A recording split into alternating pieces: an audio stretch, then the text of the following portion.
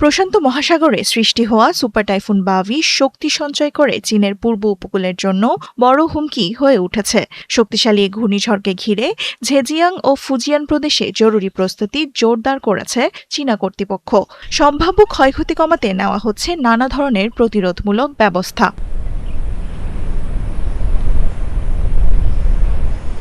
চীনের জাতীয় আবহাওয়া কেন্দ্রের তথ্যমতে বাভি দীর্ঘ সময় ধরে সুপার টাইফুনের শক্তি ধরে রেখেছে। এর কেন্দ্রের চারপাশে বিস্তৃত মেঘমালা এবং শক্তিশালী আইওয়াল এটিকে সাম্প্রতিক সময়ের অন্যতম সুপার টাইফুনে পরিণত করেছে।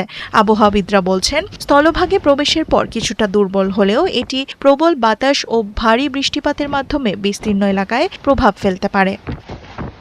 বিশেষজ্ঞদের মতে বাবির সবচেয়ে বড় ঝুঁকি শুধু দমকা বাতাস নয়, এর সঙ্গে রয়েছে অতি ভারী বৃষ্টিপাত। উপকূলীয় এলাকার পাশাপাশি পূর্ব, মধ্য ও উত্তর চীনের বিভিন্ন অঞ্চলেও বন্যা, জলাবদ্ধতা, ভূমিধস এবং আকস্মিক বন্যার আশঙ্কা রয়েছে, যা বিস্তীর্ণ অঞ্চলে জনজীবন, যোগাযোগ ব্যবস্থা এবং কৃষিতে উল্লেখযোগ্য প্রভাব ফেলতে পারে। পাহাড়ি এলাকায় ভূমিধস এবং নদীর পানি বৃদ্ধির ঝুঁকিও উড়িয়ে দিচ্ছেন না আবহাওয়াবিদরা।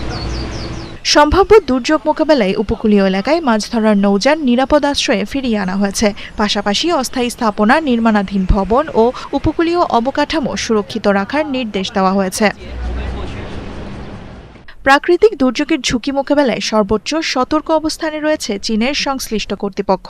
একই সঙ্গে স্থানীয় বাসিন্দাদের সরকারি নির্দেশনা মেনে নিরাপদ স্থানে অবস্থান এবং অপ্রয়োজনীয় ভ্রমণ এড়িয়ে চলার আহ্বানও জানানো হয়েছে।